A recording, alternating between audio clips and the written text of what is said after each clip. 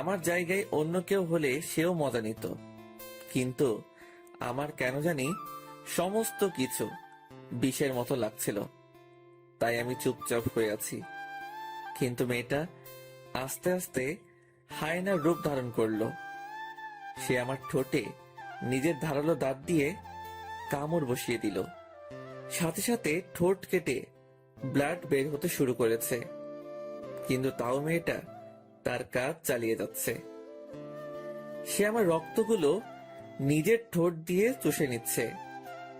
এইভাবেই অনেকটা সময় অতিবাহিত হয়ে গেছে। একটা সময় মেয়েটা নিজ ইচ্ছায় আমায় ছেড়ে দিল। আই ছেলে শোন, শহরে এসেছিস কিছুদিন হলো, শহরের হাবভাব হয়তো ভালো করে কিছুই বুঝিস না। তো শোন, কারোর সাথে ইটিস পিটিস করতে যাবি না। আর কেউ তোর সাথে ইটিস পিটিস করতে আসলেও বলবি যে তোর উপরে ত্রিধার হাত পড়ে গেছে। মেয়েটার কথা শুনে আবারও একটা শক্ট খেলাম। আমি শহরে নতুন এসেছি, সেই বিষয়ে মেয়েটা জানলো কি করে? আর তাছাড়া কে এই মেয়ে? তবে নাম তো জানিয়ে দিল যে ত্রিধা। তবে এই নাম ছাড়া তো মেয়েটার বিষয়ে আর বেশি কিছু জানি না।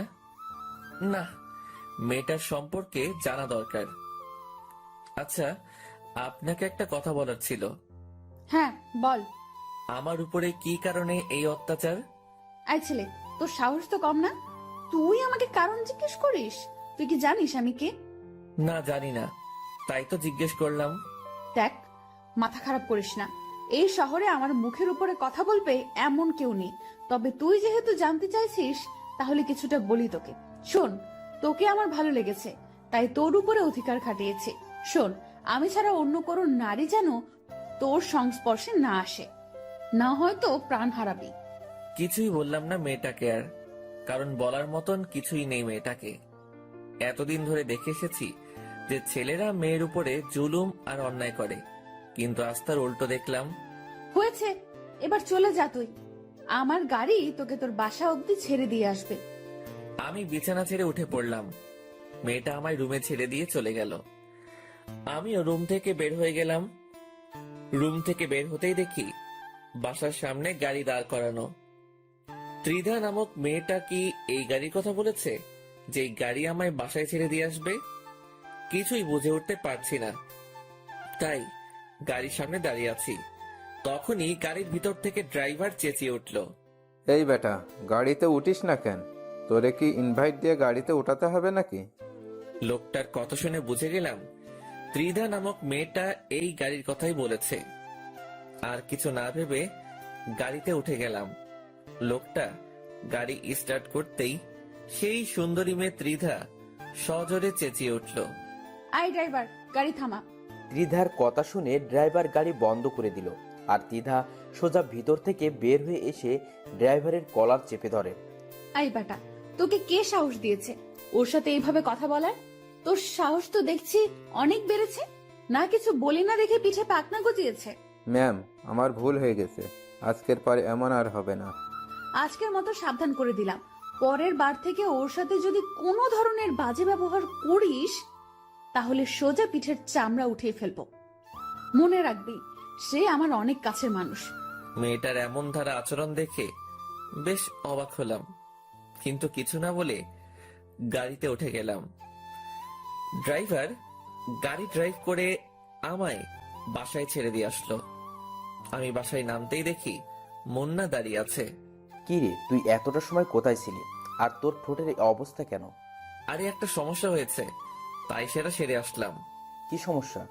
শহরে আসলি 2 দিন হলো না, তার মাঝে সমস্যায় জড়িয়ে গেলি? আরে না, তেমন কোনো সমস্যা না। আচ্ছা বাদ দে এখন ওসব কথা, আগে বল কলেজের কি অবস্থা? আমি অ্যাডমিশন করিয়ে দিয়েছি তোকে, কাল থেকে কলেজ শুরু করিস। আচ্ছা।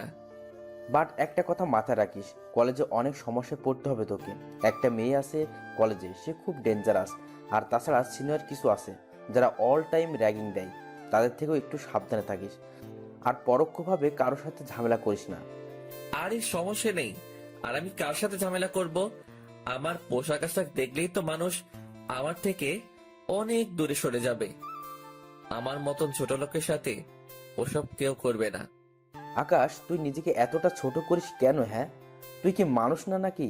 আর তাছাড়া তোর সাথে আজ 1 বছর ধরে পরিচয় আমার। আমি জানি তুই মনের দিক দিয়ে অনেক বড়, সো নিজেকে একদম ছোট করবি না। আচ্ছা ঠিক আছে। তারপর মুন্নার সাথে অনেকটা সময় বাসায় বসে আড্ডা দিলাম। তারপর সে চলে গেল। আর সবার তো মোটামুটি আইডিয়া হয়েই গিয়েছে যে আমি এই শহরে নতুন। তাহলে আসুন পরিচয়টা দিয়ে আর একটু ক্লিয়ার করে দেই। আমার নাম আকাশ মাহমুদ, অনার্স 2য় বর্ষে পড়াশোনা করছি। পরিবার বলতে কেউ নেই আমার, তবে মানুষের কাছে এটুকু শুনেছিলাম যে আমার মা আর বড় বোন নাকি বেঁচে আছে, তবে তারা কোথায় থাকে কেউ জানে না। তাদের কোনো ঠিকানাই কারোর কাছে নেই। আমি ছোট থেকে একজনের কাছে মানুষ হয়েছি। তিনি আমার মায়ের মতোই ছিলেন, কিন্তু কিছুদিন আগে তিনি মারা গিয়েছেন। তাই সেই শহর ছেড়ে এখানে চলে এসেছি, কারণ সেই শহরটা আমার জন্য যন্ত্রণাদায়ক হয়ে উঠেছিল। আর বাকি সমস্ত কিছু গল্পের সাথে থাকলেই জানতে পারবেন। সেদিনের মতন রাতটা কাটিয়ে দিলাম। পরের দিন সকালবেলা ঘুম থেকে উঠে মুন্নার অ্যাডমিশন নিয়ে দেওয়া কলেজে চলে গেলাম। যেতে যেতে মুন্নার সাথে যোগাযোগ করে নিয়েছি। সেও আমার সাথে একত্রে কলেজে যায়, কারণ সেও আমার ক্লাসমেট। মুন্না আর আমি কলেজের গেট দিয়ে ঢুকবো, ঠিক তখনই কয়েকজন ছেলে এসে মুন্নাকে ধাক্কা দিয়ে ফেলে দেয়। এই ছেলে, তাড়াতাড়ি এখান থেকে চলে যা। কলেজে নতুন মুরগি এসেছে, তাই তাকে র্যাগিং দিব। আর তুই যাতে কোনো রিয়াক্ট না করিস, তাই আগ থেকেই পানিশমেন্ট দিয়ে দিলাম। ছেলেগুলোর কথা শুনে মুন্না সেখান থেকে চলে গেল। মুন্না যেতেই ছেলেগুলো আকাশকে ঘিরে ধরলো। কি রে ছোট লোকের বংশধর, তুই এই কলেজে চান্স পেলি কি করে রে? তোর জামা কাপড়ও তো আমাদের মতো অতটা হাই কোয়ালিটির না। আমি চুপচাপ নিচের দিকে তাকিয়ে দাঁড়িয়ে আছি। কি রে, তোর কথা কানে যাচ্ছে না? হ্যাঁ, কথার জবাব দে। আকাশ কোনো কথা না বলায় ঠাস করে আকাশের গালের মধ্যে চড় বসে দেয় সেই ছেলেটা। আকাশ থাপ্পড় খেয়েও চুপ, সে গালে হাত দিয়ে দাঁড়িয়ে আছে। যাক, সম্মান দিতে জানিস তাহলে। কথা না বলায় একটা থাপ্পড় মেরেছি, কথা বললে আরো কয়েকটা খেতি। চুপচাপ থাকায় একটাই থাপ্পড় মারলাম। তবে তুই এই কলেজে আসায় আমাদের একদিকে লাভ হয়েছে, কারণ আমরা একজন পার্সোনাল কাজের ছেলে পেয়ে গেছি। তোকে যখন তখন কাজে লাগাতে পারবো। এই কি বলিস তোরা? হ্যাঁ দোস্ত, তুই ঠিক বলেছিস। এই শোন, আজ থেকে তুই আমাদের কর্মচারী। আমাদের জন্য সব সময় নাস্তা পানি আনা নেয়া তুই এই করবি। আর এখন শোন, আমার পা অনেক ব্যথা করছে, পাগুলো টিপে দে দেখি। ছেলেগুলোর কথা শুনে মেজাজটা চরম লেভেলের খারাপ হচ্ছে, কিন্তু কিছুই করার নেই। র্যাগিং করতে বাধা দিলে আরো সমস্যা করবে, তাই চুপচাপ ওদের কথা মেনে নিলাম। ছেলেটার পা টিপে দেওয়ার জন্য মন স্থির করলাম। ঠিক তখনই কয়েকটা মেয়ে এসে ছেলেগুলোকে বলল, এই যে শোনেন ভাইয়ারা, আপনারা ওকে কোনো ধরনের র্যাগিং দিবেন না, কারণ সে ত্রিধার অনেক কাছের লোক। ত্রিধার কাছের লোক হলে আমরা কি করব? মুরগি হাতে পেয়েছি, তাকে র্যাগিং না দিয়ে থামবো না?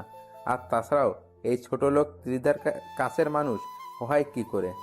আমরা এইসব বানোয়াট কথা বিশ্বাস করি না। ত্রিধা এসে যদি এই কথা বলে যে সে তার কাছের লোক, তাহলে আমরা তাকে ছেড়ে দিব। আচ্ছা, আমরা ত্রিধাকে বলছি। মেয়েগুলো গিয়ে তিধাকে বলে। একটু পর তিধা ছেলেপিলেগুলোর কাছে আসে। আই, তোদের সমস্যা কি রে? কোনো সমস্যা নেই আমাদের, আমরা নতুন মুরগি পেয়েছি তাই র্যাগিং দিচ্ছি। তোদেরকে একবার বললাম যে হয়নি, যে সে আমার কাছের লোক। মানে কি ত্রিধা, এই ছোট লোক তোমার কাছের কেউ? এই কথা যেন কোনো মতেই বিশ্বাস করতে পারছি না। তোদের বিশ্বাস হচ্ছে না তো? দাঁড়া, তোদের বিশ্বাস করাচ্ছি। তিধা আকাশের কাছে এসে ওকে জড়িয়ে ধরে সবার সামনে তার ঠোঁটের মধ্যে কিস বসিয়ে দেয়। এই দৃশ্য দেখে পুরো কলেজ হাঁ করে তাকিয়ে আছে আকাশ আর তিধার দিকে। পুরো কলেজের সকলকেই তাক লাগিয়ে দিছে তিধার এমন কর্মকাণ্ড। সবার চোখ জোড়া কপালে উঠে গেছে তিধার আচরণে। কিছুক্ষণ পর তিধা আকাশকে ছেড়ে দেয়। কিরে, এবার বিশ্বাস হলো তো? তিধার প্রশ্নের উত্তর দেওয়ার পরিস্থিতিতে যেন কেউ নেই, সবাই হতভম্ব হয়ে দাঁড়িয়ে আছে। কিরে, সবার মুখের বুলি কোথায় গেল? ত্রিধা, কি করে সম্ভব এমনটা? কি করে সম্ভব সেটা তো নিজের চোখেই দেখলি। তাহলে এবার ছাগলের মতো চেঁচাচ্ছিস কেন? তিদার কথা শুনে সবাই চুপচাপ হয়ে যায়, কারণ তিদার মুখের উপরে কথা বলবে এমন কারোর বুকের পাটা হয় নাই। এই ছেলে, চল তুই আমার সাথে। তিদা আকাশের হাত ধরে টানতে টানতে একটা জায়গায় নিয়ে গিয়ে বসায়। আকাশ চুপচাপ বসে আছে। শোন, কলেজে সবাই জেনে গেছে যে তোর উপরে ত্রিধা হক জমিয়েছে। আজকের পর আর কেউ সাহস করবে না তোর সাথে বেয়াদবি করার। আর তোর গাল লাল হয়ে আছে কেন?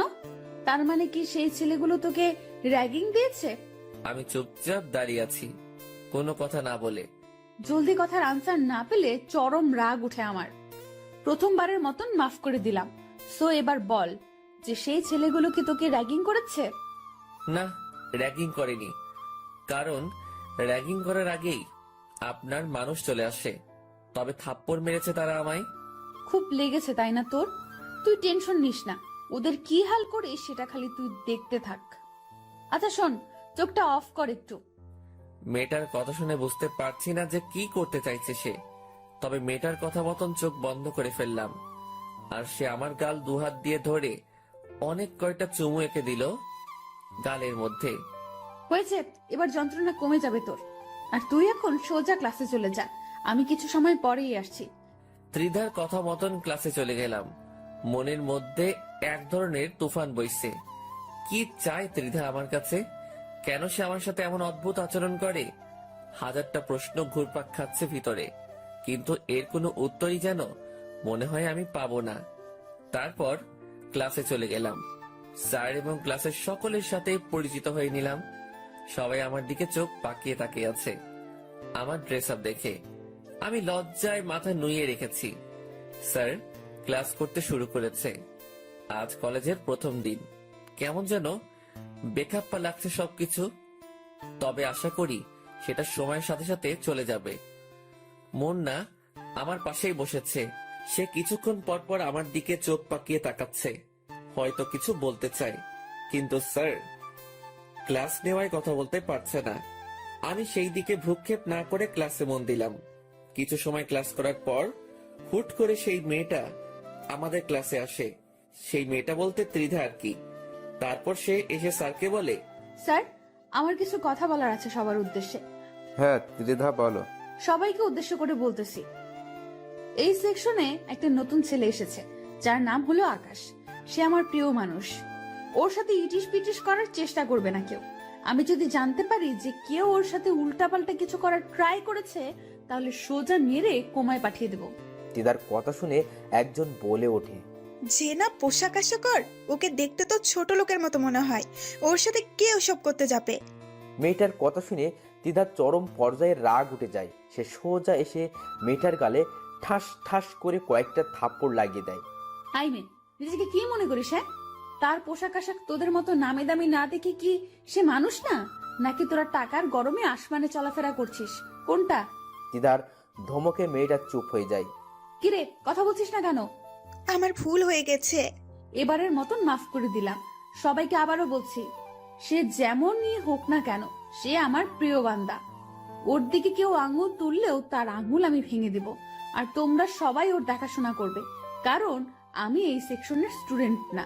তাই ওর দেখাশোনা করতে একটু সমস্যা হবে, তাই তোমাদের দায়িত্ব দিয়ে গেলাম। সবাই ওকে দেখে রাখবা। হাই ছেলে শোন, ক্লাস শেষে আমি কলেজের গেটে অপেক্ষা করব। তুই বাসায় যাওয়ার আগে একবার আমার সাথে দেখা করে যাবি। তিধা সবার উপরে তার হুকুমত চালিয়ে চলে গেল। এদিকে ক্লাসের সবাই এবং স্যার সহ টাসকি খেয়ে আছে তিধার কথায়। কারোর মুখে কোনো সাউন্ড নাই, আর সাউন্ড করবেই কি করে? তিধার কথায় পুরো ক্যাম্পাস চলে। তিধার কাছে কলেজের সিনিয়ররাও র্যাগিং খায়। ক্লাসরুমটা পুরো নিস্তব্ধ হয়ে গেছে মুহূর্তের মধ্যে। স্যার ক্লাসের পরিবেশ ফিরিয়ে আনতে লেকচার দেওয়া শুরু করে। সবাই স্যারের লেকচার শোনায় মন দেয়। দেখতে দেখতে অনেক কয়টা স্যার এসে এসে ক্লাস শেষ করিয়ে গেল। ছুটির ঘন্টা বাজিয়ে দিয়েছে। সবাই টেবিল থেকে নিজের ব্যাগ উঠিয়ে কাঁধে নিয়ে নিল। তারপর যে যার মতন চলে যেতে শুরু করলো। আচ্ছা আকাশ, একটা কথা বলতো, দ্বিধা তোকে নিয়ে কি শুরু করেছে? আর কিসের প্রিয় মানুষ দাবি করেছে তোকে? সে তো আমি নিজেও জানি না কোথাকার প্রিয় মানুষ, কোনখানের প্রিয় মানুষ। তুই যদি নাই জানিস, তাহলে ক্লাসরুমে এসে এভাবে সবাইকে শাসিয়ে গেল কেন? আরে মুন্না, সত্যি আমি কিছু জানি না। আচ্ছা, না জানলে আর কি করা, চল এবার বাড়ি চলে যাই। মুন্না, তোর কি মনে নেই যে সে আমায় ক্লাস শেষ করে দেখা করতে বলেছে। ও হ্যাঁ, যা গিয়ে দেখা করে আয়। আচ্ছা, আমি গিয়ে দেখা করে আসছি, তুই একটু দাঁড়া। মুন্নাকে দাঁড় করিয়ে রেখে ত্রিধার কাছে চলে গেলাম। কলেজের মোট দুটো গেট, একটা দিয়ে আমরা বের হব, আরেকটা দিয়ে সেই সুন্দরী ত্রিধা নামক মেয়েটা বসে আছে। ত্রিধার কাছে যেতেই বড় ধরনের একটা শক খেলাম। ত্রিধা সেই ছেলেগুলোকে মেরে সারা শরীরে মায়ের ছাপ টুকে দিয়েছে। শুধু তাই নয়, ছেলেগুলোর শরীরে কোনো কাপড়ই নেই, শুধু আন্ডারওয়্যার পরে সবাই লাইন ধরে দাঁড়িয়ে আছে। কি হলো তো তোদের শাস্তি? বলেছিলাম না ওদের অবস্থা আমি খারাপ করে দেব। সো দেখ, দিয়েছি ওদের অবস্থা খারাপ করে। তোর গালে থাপ্পড় দেওয়ার ফল ওরা পেয়েছে। মেয়েটার কথা শুনে বুকটা ধড়ফড় করছে। কি করে সম্ভব এসব? সে কলেজে সবার উপরে নিজের হুকুম মতো চালাচ্ছে। কেউ ভয়ে তার মুখের উপরে একটা কথাও বলছে না। সবকিছু যেন মাথার উপর দিয়ে যাচ্ছে আমার। কি রে, কথা বলছিস না যে? আচ্ছা থাক, কথা বলতে হবে না। তুই একটা কাজ কর, তুই গা থেকে শার্টটা খুলে ফেল। ত্রিধার কথা শুনে চমকে উঠলাম। কি সব বলছে এই মেয়ে আমাকে? আমি চুপ করে দাঁড়িয়ে আছি। কি রে, কথা কানে জানি তোর? তোকে বলেছি গা থেকে শার্টটা খুলতে। আমার অনেক লজ্জা লাগছে, প্লিজ আমাকে এভাবে শাস্তি দিয়েন না। আমি কোনো ভুল করে থাকলে আপনি আমার গায়ে হাত তুলতে পারেন। আকাশের কথা শুনে ত্রিধা এবার সেই রকমের রেগে যায়। সে আকাশের কলার ধরে এক টান দিয়ে তার শার্ট ছিঁড়ে ফেলে। কথা বেশি বলিস যে, এটা তার ফল। ভালোই ভালোই আমার কথা শুনলে এমনটা করতে হতো না আমাকে। সো এবার দেখি, আমার কাছে আয়। আমি ঠাই সেখানে দাঁড়িয়ে আছি, লজ্জায় মাথা কাটা যাচ্ছে মতন অবস্থা। আশেপাশে যারা ছিল সবাই আমার দিকে চোখ পাকিয়ে তাকিয়ে আছে। তুই কি আমার কাছে আসবি নাকি আবার অন্য পন্থা অবলম্বন করতে হবে আমাকে? ত্রিধার এমন কথা শুনে তাড়াতাড়ি ওর কাছে চলে গেলাম। না হয় এবার কি করে বসবে কে জানে। তার কাছে যেতেই সে আমার কোমরে তার দুই হাত দিয়ে পেঁচিয়ে ধরলো। তারপর বুকের মাঝখান বরাবর পাগলের মতন চুমু খেতে শুরু করলো। যাদেরকে ত্রিধা শাস্তি দিয়েছে তারা চোখ পাকিয়ে তাকিয়ে আছে আমাদের দিকে। তখনই ত্রিধা বলে ওঠে, আই, তোরে এদিকে তাকিয়ে তাকিয়ে কি দেখছিস? হ্যাঁ, জীবনে কি আর কোনোদিন রোম্যান্স দেখিসনি মনে হয়? তাড়াতাড়ি সব কয়টা চোখ নামা, না হয় সব কয়টা চোখ তুলে নিব একদম। ত্রিধার ঝাঁটকি খেয়ে ছেলেগুলো নজর ফিরিয়ে নেয়। আর ত্রিধা আমার বুকে চুমু খাওয়া বাদ দিয়ে নিয়ে ব্যাগ খুলে একটা নতুন শার্ট বের করে। এই শোন, এটা তোর জন্য কিনে এনেছি একটু আগে। কাল থেকে এটা পরেই কলেজে আসবি। আর একটা প্যান্টও এনেছি, কাল থেকে ওসব পরে ক্লাস করবি। পুরনো জামা কাপড় আর পরবি না। এনে প্যান্ট, আর শার্টটা তোকে আমি পরিয়ে দিচ্ছি। তারপর ত্রিধা আমায় নিজের হাত দিয়ে শার্টটা পরিয়ে দেয়। আমার ভিতরে যেন প্রবল বেগে তুফান বইছে। মেয়েটা কেন এসব করছে? সে আমার কাছ থেকে কি চায়? এই ছেলে, এত কি ভাবছিস? হ্যাঁ, ত্রিধার কথায় হুঁশ ফিরে আসে। না না, কিছু না। কিছু না হলেই ভালো। এবার দেখি, আমার পাশে এসে বস। চুপচাপ তার পাশে গিয়ে বসলাম। তার পাশে বসতেই সে রোমান্টিক ভাবে আমার কাঁধে মাথা রেখে হেলান দিয়ে বসে। মেয়েটার আচরণ দেখে আমি যেন কোনো এক শূন্য মহাশয়ে ভাসছি, যেখানে কোনো কিছুর অস্তিত্ব নেই, যেখানে আছে শুধু এই মেয়ের আশ্চর্যজনক ভালোবাসা। আচ্ছা শোন না, ওদেরকে কি মাফ করে দিব? আমি তো জানি না, ওদের বিষয়ে আপনি না ভালো বলতে পারবেন। আই, তোকে বলতে বলেছি, সো তুই বলবি। আচ্ছা আচ্ছা, মাফ করে দিন। আই, তোরা চলে যাক, তোদের মুক্তি মিলে গেছে। আমার প্রিয় তোদেরকে মাফ করে দিতে বলেছে। ত্রিধার কথা শুনে ছেলেগুলো চলে গেল। শুধু আমি আর ত্রিধা সেখানে বসে আছি। ঠিক তখনই হুট করে পেছন থেকে কেউ একজন এসে আমাকে ধাক্কা মারে। আমি সেভাবে প্রস্তুত না থাকায় ধাক্কার প্রেসারে মাটির উপরে গিয়ে ছিটকে পড়লাম। আমার সাথে সাথে ত্রিধাও পড়ে গেল। মাটি থেকে উঠে ঘাড় ঘুরে পিছনে তাকাতেই অবাক হয়ে গেলাম, কারণ যে আমায় ধাক্কা দিয়েছে সে আর কেউ না, সে হলো মুন্না। কিন্তু সে হঠাৎ আমায় এভাবে ধাক্কা দিয়ে ফেলে দিল কেন? এটার রহস্যই যেন খুঁজে পেলাম না। মুন্না, কি করলি এটা তুই? আকাশ, সরি, আই এক্সট্রিমলি সরি। বিশ্বাস কর, আমি ভেবেছিলাম যে তুই আমায় না জানিয়ে অন্য কারোর সাথে ইটিস পিটিস করছিস। কিন্তু আমি জানতাম না যে এটা আমাদের কলেজের সেই লিডার মেয়ে। আর তাছাড়া আমি মস্কারি করে ধাক্কা দিয়েছি, আমি ভাবতেও পারিনি যে তোরা এভাবে পড়ে যাবি। মুন্না, এভাবে কেউ মস্কারি করে? হ্যাঁ, কারোর যদি কোনো ক্ষতি হয়ে যেত তখন কি করতি? সত্যি আমি বুঝতে পারিনি রে। আচ্ছা থাক, হয়েছে। আমি ত্রিধার দিকে হাত বাড়িয়ে দিলাম তাকে মাটি থেকে ওঠানোর জন্য, কিন্তু সে আমার সাপোর্ট না নিয়ে মাটি থেকে উঠে দাঁড়িয়ে গেল আর মুন্নার দিকে অগ্নি দৃষ্টিতে তাকিয়ে আছে। আমার বুঝতে বাকি রইল না যে ত্রিধা এখন মুন্নাকে কাঁচা গিয়ে খেয়ে ফেলবে। ত্রিধা হুট করে দৌড়ে গিয়ে পাশে পড়ে থাকা একটা কাঠের টুকরো নিয়ে আসলো। তারপর সে তেড়ে ফুড়ে মুন্নার দিকে এগিয়ে যায়। এই জানোয়ারের বাচ্চা, তুই কোন সাহসে এসে ধাক্কা দিয়েছিস আমাদেরকে? আমার ভুল হয়ে গেছে, প্লিজ আমায় মাফ করে দিন। তোর মাফের গুষ্টি মার। বলে তিধা ধ্রম করে একটা বাড়ি বসিয়ে দেয় মুন্নার শরীরে। মুন্না বাড়ি খেয়ে সাথে সাথে দৌড়ে গিয়ে আকাশের পিছনে লুকায়। আকাশ প্লিজ তুই আমাকে বাঁচা, আমি ভুল করে এমনটা করেছি, আর কোনোদিনও এমন কিছু করব না আমি। এই যে প্লিজ, আপনি ওকে মাফ করে দিন। সে বুঝতে পারে নাই, না বুঝে এমনটা করেছে। এই ছেলে চুপ একদম। ওকে আজকে আমি জন্মের শিক্ষা দিয়ে ছাড়বো, আর তুই সরে যা ওর সামনে থেকে, না হয় কিন্তু তোকেও মেরে হাড়গোড় ভেঙে ফেলবো। প্লিজ আপনি শান্ত হন। এই, তোর শান্তর গুষ্টি মারি। রাখ তোর শান্ত তোর কাছে। তিধা আজকে পুরোপুরি খেপে গিয়েছে। সে দৌড়ে গিয়ে মুন্নাকে আবার মারতে শুরু করে। আকাশ যে তাকে বাধা দিচ্ছে সেটাতেও সে মানছে না। সে মুন্নাকে মারতে মারতে মাটিতে ফেলে দেয়। তিধার এমন রাগ দেখে আকাশের বুঝতে বাকি নেই যে আজ খারাপ কিছু ঘটবে। না, মেয়েটাকে থামানো দরকার, কিন্তু কি করে থামাবো তাকে? মাথায় যেন কিছুই কাজ করছে না, মাথায় পুরো চটলা পেকে গেছে।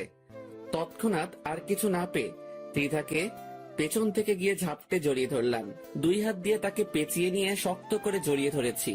মেয়েটার সারা শরীর আগুনের মতন হিট হয়ে আছে। এই ছেলে, তুই আমাকে ছেড়ে দে। ওকে না খেলালে আজকে শান্তি আমার লাগবে না। না, আমি আপনাকে ছাড়বো না। প্লিজ আপনি আগে শান্ত হন।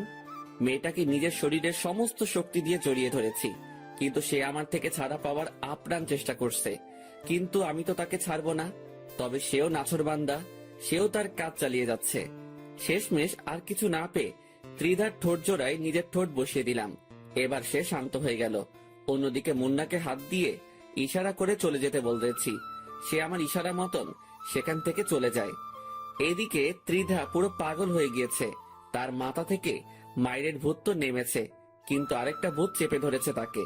তাকে আমি অনেকক্ষণ যাবৎ ছাড়ার চেষ্টা করছি, কিন্তু সে আমার ঠোঁট জোড়া নিজের আয়ত্তে নিয়ে রেখেছে। তার থেকে কোনোভাবেই নিজেকে ছাড়াতে পারছি না। সে আমার ঠোঁটের অবস্থা 12টা বাজিয়ে দিয়েছে। সে হুট করেই আমার ঠোঁটের মধ্যে নিজের দাঁত বসিয়ে দিয়ে পরে ছেড়ে দেয়। তার ধারালো দাঁত আমার ঠোঁট পুরো ক্ষত করে দিয়েছে। সেই ক্ষতটা থেকে চুইয়ে চুইয়ে রক্ত পড়তে শুরু করে। আমি অবাক চোখে ত্রিধার দিকে তাকিয়ে আছি। এই ছেলে, এইভাবে তাকিয়ে থেকে কোনো লাভ নেই। সবে মাত্র তোর ঠোঁটে স্পর্শ করেছি, এখনো তোর সারা শরীর বাকি আছে। ধীরে ধীরে তোর সারা শরীরে স্পর্শ করব আমি। তোর সারা শরীর আমার, শুধু তোর শরীর না, পুরো তুইটাই আমার। আচ্ছা শোন, এখন বাসায় চলে যা তুই। আমার একটা কাজ আছে, আমি সেটা সেরে বাসায় যাব। আমি সেখান থেকে সোজা বাসায় চলে আসলাম। মনে মনে খালি একটা কথাই বাড়ি খাচ্ছে, এই মেয়েটা কি কোনো ভ্যাম্পায়ার নাকি? না, হয়তো এমনটা কেন করে সে? না দেখি এর শেষ কোথায় হয়। তারপর বাসায় এসে ফ্রেশ হয়ে নিলাম। তারপর খাবারটা শেষ করে বিছানায় গা এলিয়ে দিয়ে ফেসবুকিং করছি। হঠাৎ এই নিউজ ফিডের একটা পোস্ট সামনে এলো। অনেক কয়টা ছেলেকে নাকি একইভাবে মেরে গাছের সাথে লটকে রেখেছে রংবাজ নামক কোন একটা গ্যাংয়ের ছেলে পেলে। এই নিউজ দেখে বুকের ভিতরে ছ্যাত করে উঠল। এই রংবাজ গ্যাং আবার কোথা থেকে উৎপত্তি হলো? এদের কি খেয়ে দিয়ে কোনো কাজ নাই নাকি? তোর মূর্খ সব কয়টা। এসব বিষয়ে আমি নাক না ঘামালেও চলবে। তারপর কিছুটা সময় ফেসবুকিং করে ঘুমিয়ে গেলাম। বিকাল বেলায় ঘুম থেকে উঠতেই মুন্না ফোন দিল। আকাশ ধন্যবাদ রে আমাকে ওই মেয়ের হাত থেকে বাঁচানোর জন্য। তুই না থাকলে সেই মেয়ে আজ আমাকে মেরেই ফেলতো। আরে বাদ দে ওসব কথা। বন্ধু বন্ধু বিপদে না আসলে কিসের কি? হ্যাঁ সেটাই। আচ্ছা শোন, কোথায় আছিস তুই? কোথায় থাকবো আবার, বাসাতেই আছি। আচ্ছা আমি আসছি, তুই বাসায় এই থাক। আচ্ছা। তারপর ফোন রেখে দিয়ে উঠে হাত মুখ ধুয়ে নিলাম। তারপর বসে বসে মুন্নার অপেক্ষা করছি। একটু পর এই দরজায় কড়া নাড়ালো কেউ। উঠে গিয়ে দরজা খুলে দিলাম।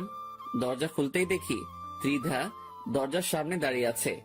ত্রিধাকে দেখে বিশাল রকমের একটা শক খেলাম। এই, আপনি এখানে কেন?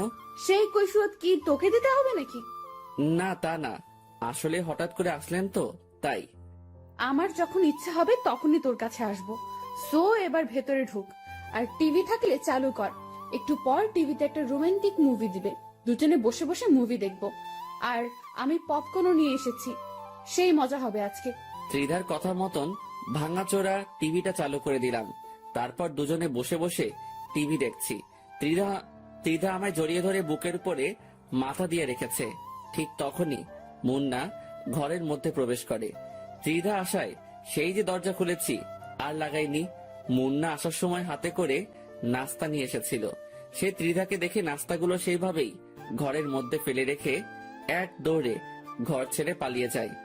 আই বেয়াদব ছেলে, ওই ছেলে তোর বাসায় কেন এসেছে? সে আমার বন্ধু হয়, তাই এসেছে। তো এইভাবে দৌড়ে পালালো কেন? আপনাকে দেখে। যা, ওকে গিয়ে ধরে নিয়ে আয়। ওকে ধরে এনে আমার সামনে হাজির কর। ত্রিধার কথা মতন বাসা থেকে বের হয়ে মুন্নাকে ফোন দিলাম। এই মুন্না, কই তুই? তোকে ত্রিধা বাসায় আসতে বলেছে, তাড়াতাড়ি বাসায় আয়। আকাশ, আমায় কি মেরে ফেলার প্ল্যান করছিস নাকি তোরা? আরে কি সব বলছিস? হ্যাঁ, তোকে আমরা মেরে ফেলতে যাব কেন পাগল? ত্রিধা তোকে ওর সামনে নিয়ে যেতে বলেছে। সো তুই বাসায় আয়, আর তোর কিছুই হবে না। আমি আছি, তুই আমার উপরে ভরসা রাখতে পারিস। আচ্ছা, আসছি। কিছুক্ষণ পর মুন্না বাসায় আসে। তাকে নিয়ে ত্রিধার কাছে গেলাম। এই যে শোন, তোর বেয়াদবির শাস্তি তোকে ভালোভাবে দিতে পারিনি। সো এখন তুই আমাদের জন্য কফি বানা কিচেনে গিয়ে। আমি আর আকাশ বসে বসে মুভি দেখব। আমি তো কফি বানাতে পারি না। পারিস কি পারিস না সেটা তোর ব্যাপার। তোকে বলেছি কফি বানিয়ে আনতে, সো কফি বানিয়ে আন, না হয়তো তোর রক্ত কফির মগে নিয়ে পান করব। দিদার কথা শুনে মুন্না তাড়াতাড়ি কফি বানাতে চলে যায়। অন্যদিকে আকাশ গিয়ে তিধার পাশে চুপ করে বসে পড়ে। কিরে, তোর সমস্যাটা কোথায়? কই, কিসের সমস্যা? তুই এভাবে বসেছিস কেন? শুরুতে কি এভাবে বসেছিলি? না। তাহলে আগের মতো আমায় জড়িয়ে ধরে বস। ত্রিধার কথা মতন ওকে আবার জড়িয়ে ধরলাম। সেও আমায় জড়িয়ে ধরে বুকের মধ্যে মাথা রাখলো। ভিতরে কেমন যেন এক ধরনের তুফান বইছে। মনে হচ্ছে যেন নিজের প্রিয় মানুষটাকে বুকে জড়িয়ে নিয়ে রেখেছি। কিন্তু সত্যি তো এমনটা না, কারণ ত্রিধার চাওয়া পাওয়া কি সেটাই বুঝতে পারছি না। এসব নিয়ে ভাবছিলাম, তখনই মুন্না কফি বানিয়ে নিয়ে এলো। ত্রিধা মুন্নার হাত থেকে কফি নিয়ে এক চুমুক দিতেই তার চেহারার রং পরিবর্তন হয়ে যায়। সে কফির মগ আর কফি সহ ফিক্কা দিয়ে ফেলে দেয়। তোদের দিয়ে আসলেই কোনো কাজ হবে না। তুই আসলেই একটা গাধা। তোর মতন গাধা দুনিয়ার জন্য একটা বোঝা। মুন্না মাথা নুইয়ে রেখেছে। ভিতরে ভিতরে সে ভয়ে মরে যাচ্ছে। আচ্ছা শোন, তুই গাধা হোস আর যাই হোস না কেন, আকাশের দেখাশোনা আজ থেকে তুই করবি। ওর চলাফেরায় যেন কোনো ধরনের সমস্যা না হয়। তার সমস্ত প্রয়োজন তুই পূরণ করবি। তার জন্য যত টাকার প্রয়োজন হয় আমাকে জানাবি তুই। দিদার কথা শুনে আকাশ আর মুন্না দুজনেই তাজ্জব হয়ে যায়। কি বলেছি মাথায় ঢুকেছে তোর? জি। হয়েছে, এবার আমি চললাম। আর আকাশ, তুই কালকে তাড়াতাড়ি কলেজে চলে আসবি, আমি অপেক্ষা করব কলেজে। আচ্ছা। তারপর ত্রিধা চলে গেল। মুভি শেষ না করেই ত্রিধা যাওয়ার পর অনেকটা সময় মুন্না আর আমি আড্ডা দিলাম বলতে ত্রিধার বিষয় নিয়েই কথা বলেছি। তারপর রাতে মুন্নাও চলে যায়। পরের দিন সকালবেলায় উঠে ফ্রেশ হয়ে কলেজে চলে গেলাম। রিক্সা করে কলেজে যাচ্ছি, প্রায় পৌঁছে গিয়েছে কলেজে। হঠাৎই দেখি কালকে সেই ছেলেগুলো পথ আটকে দাঁড়িয়ে আছে, যাদেরকে তৃষা মেরেছিল। সেই ছেলেগুলো প্লাস আরো অনেক ছেলে পেলে আছে তাদের সাথে, সবার হাতে লাঠি সোটা। তাদেরকে দেখে আমি রিক্সা থেকে নেমে গেলাম। মামুর বেটা, আজ তোকে পেয়েছি। তোর জন্য গতকাল ত্রিধার কাছে মার খেয়েছি আমরা। সো আজ তার প্রতিশোধ নিব। আজ তোকে জমের দ্বারে পাঠাবো। দাঁড়া তুই, দেখি আজ তোকে কে বাঁচায় আমাদের হাত থেকে। আমি চুপচাপ দাঁড়িয়ে আছি, আর সামনে প্রায় 20 থেকে 25 জন ছেলে পেলে দাঁড়িয়ে দাঁড়িয়ে ভাবছি কি করব। এখান থেকে কি দৌড়ে পালিয়ে যাব, নাকি তাদেরকে প্রতিঘাত করব। ঠিক তখনই তাদের থেকে একটা ছেলে বলে ওঠে, এই মার শালাকে। আমি তখনও ডিসিশন নিতে পারিনি যে কি করব, কিন্তু তারা সকলেই আমাকে মারার জন্য আমার দিকে তেড়ে ফুড়ে আসছে, আর আমি হাবলার মতন তখনও দাঁড়িয়ে আছি। কিন্তু হঠাৎ করে ছেলেপেলেগুলো আমার দিকে এগিয়ে না এসে উল্টো রাস্তা ধরে দৌড়াতে শুরু করলো। কিরে, কি হয়েছে ওদের? কিছুই তো বুঝে আসছে না, কাকে দেখে তারা এমন উল্টো দৌড়াচ্ছে। আমি কৌতূহল করে পিছনে ফিরতেই দেখি ত্রিধা প্রায় শতাধিক ছেলেপেলে নিয়ে আমার পিছনে দাঁড়িয়ে আছে। এই ভয়াবহ দৃশ্য দেখে কলিজার পানি যেন মুহূর্তের মধ্যেই শুকিয়ে গেছে আমার। অন্যদিকে যারা আমায় মারতে এসেছিল তারা দড়ি ছেঁড়া গরুর মতন ছুটাছুটি করছে। কে কোন দিক দিয়ে পালাবে দিশকুল পাচ্ছে না। তখনই ত্রিধা চেঁচিয়ে উঠল, এই তোরা সব কয়টাকে ধরে এনে আমার সামনে হাজির কর। ত্রিধার কথা মতন তার ছেলেপিলেগুলো তাদের পিছনে ছুটে যায় যারা পালাতে ধরেছে, আর ত্রিধা এসে আকাশের সামনে দাঁড়ায়। এই ছেলে, তুই ঠিক আছিস তো? হ্যাঁ, আমি ঠিক আছি। ভাগ্যিস, আর একটু দেরি করলে অনেক বড় সমস্যা হয়ে যেত। আল্লাহ বড় বাঁচিয়েছে তোকে, যে আমি সময় মতো চলে এসেছি। কিন্তু ওদেরকে আমার হাত থেকে কেউ বাঁচাতে পারবে না। আমার ছেলে পেলে ওদেরকে ধরে আনতে গেছে। ওদের পিঠের চামড়া আমি আজকে তুলে ফেলবো। ত্রিধা আকাশের সামনে দাঁড়িয়ে আছে। ত্রিধার ছেলেপিলেরা একটু পর ফিরে আসে। আপু, ওদের একটাকে ধরতে পেরেছি, বাকি সব কয়টা পালিয়ে গেছে। আচ্ছা, সমস্যা নেই। যাকে ধরে এনেছিস আগে তার হিসেব নিকেশ করি। ওর সাথে এমন হিসেব নিকেশ করব যে বাকি সব কয়টা ওর অবস্থা দেখে শুধরে যাবে। আমি চুপচাপ ত্রিধার সাথে দাঁড়িয়ে আছি, আর ত্রিধার আগে ফসফস করছে। তার উপরে যেন কোনো ভয়ঙ্কর পিশাচিনি ভর করেছে। সে তার দলের ছেলে একটা থেকে হকি নেয়। তারপর যাকে ধরে এনেছে তাকে গণহারে মারতে শুরু করে। মারতে মারতে সারা শরীর ফাটিয়ে ফেলেছে তার। তারপর সে ছেলেটাকে ছেড়ে দিয়ে তার লোকদের বলে, এই তোরা বেটাকে একদম চিরতরে পঙ্গু করে দে। আমি আমার খায়েশ মিটিয়ে নিয়েছি। আচ্ছা আপু, আমরা দেখছি। ওকে। এই আকাশ, চল তুই আমার সাথে। ত্রিধা আমাকে তার সাথে করে নিয়ে আসলো। তারপর সেখান থেকে নিয়ে এসে সোজা কলেজে চলে গেল। শোন, সোজা ক্লাসে যাবি। একদম কারোর সাথে কোনো রকমের মাখামাখি করবি না। আর কোনো সমস্যা হলে আমাকে ডাক দিবি, মনে থাকবে কথা? আচ্ছা। তারপর ক্লাসে চলে আসলাম, কিন্তু মনের ভিতরে বিশাল রকমের খুশি লাগছে যে কেউ আমার জন্য নিজের সমস্তটা বাজি রাখতে পারে। কেউ আমাকে মৃত্যুর মুখ থেকে ছিনিয়ে আনতে পারে। ত্রিধা নামক মেয়েটাকে মনে ধরে গেছে। আচ্ছা, মেয়েটা কি আমাকে ভালোবাসে? না হলে এমন করে কেন? ভিতরে ভিতরে হাজারটা প্রশ্ন ঘুরপাক খাচ্ছে। তবে আমার দিক থেকে আমি ঢুলে পড়েছি, সেটা আমি শিওর। না, এই মেয়েটাকে আমার চাই। ওর মতন মেয়ে কারো লাইফে থাকলে মৃত্যুও সেই ব্যক্তির কাছে আসতে ভয় পাবে। মনে মনে কিছু একটা ভেবে নিলাম। তারপর ক্লাসে মন দিলাম। স্যার লেকচার দিচ্ছে, কিন্তু আমার মন অন্যদিকে। দেখতে দেখতে ক্লাস শেষ হয়ে গেল। আজ মন না ক্লাসে আসেনি। আমি চুপচাপ ক্লাস শেষ করে বের হয়ে গেলাম। ক্লাস থেকে বের হতেই দেখি ত্রিধা অনেক কয়েকজন মেয়ের সাথে গেটের সামনে বসে আছে। সে আমাকে দেখতে পেয়েই ডাক দিল, আয় আকাশ, এদিকে আয়। আমি সোজা চলে গেলাম তার কাছে, গিয়ে তার পাশে চুপচাপ বসে পড়লাম। সে আমায় ব্যাগ থেকে পানির বোতল বের করে দিল। নে, এটা খা। অনেক সময় তো ক্লাস করে এসেছিস। আমি ভদ্র ছেলের মতন পানির বোতলটা হাতে নিয়ে গটগট করে সবটা খেয়ে ফেললাম। ত্রিধার সাথে মেয়েগুলো আমার দিকে তাকিয়ে আছে। আয় ছেলে, তুই এতগুলো পানি খেলি কোন কারণে? নাস্তাগুলো খাবি কি করে এখন? আমি চুপচাপ মেয়েটার দিকে তাকিয়ে আছি। এইভাবে তাকিয়ে লাভ নেই। পানি খেয়েছিস তো খেয়েছিস। নাস্তা শেষ করার আগে যদি উঠেছিস তাহলে সোজা খবর করে দেব। নে খা, আ কর এবার। আমি তাজ্জব হয়ে গেলাম মেয়েটার কথায়। হা করে তাকিয়ে আছি মেয়েটার দিকে। সত্যি, মেয়েটাকে যত দেখছি ততই অবাক হচ্ছি। কি রে, কথা কানে যায়নি তোর? কি বলেছি আমি? আমি তাড়াতাড়ি হা করলাম। সে ব্যাগ থেকে নাস্তা বের করে নিজের হাতে খাওয়াতে শুরু করলো। এদিকে আমার ভিতরে ভালোবাসার জোয়ার বয়ে চলেছে। ইস, মেয়েটা কি রকম কেয়ার করে আমার। সে নিজের হাতেই সবটুকু খাবার আমাকে খাইয়েছে। আমাকে খাওয়া দাওয়া শেষ করিয়ে নিজের ওড়না দিয়ে মুখ মুছে দেয়। সেটা দেখে তার সাথের একজন মেয়ে বলে ওঠে, ত্রিধা, তুই কি পাগল হয়ে গেছিস? সে কখন থেকে দেখছি তুই এই ছোট লোকটার খাতির যত্ন করছিস। তোদের মাঝে কি কিছু চলছে নাকি? আমাকে বলতো। সাদিয়া, মুখ সামলে কথা বল। ওকে নিয়ে একটা বাজে কথাও না। আর তার সাথে আমার কিছু চলছে কি চলছে না তা দিয়ে তোদের কাজ কি? বাপরে, তুই তো দেখি অনেক পরিবর্তন হয়ে গেছিস ত্রিধা।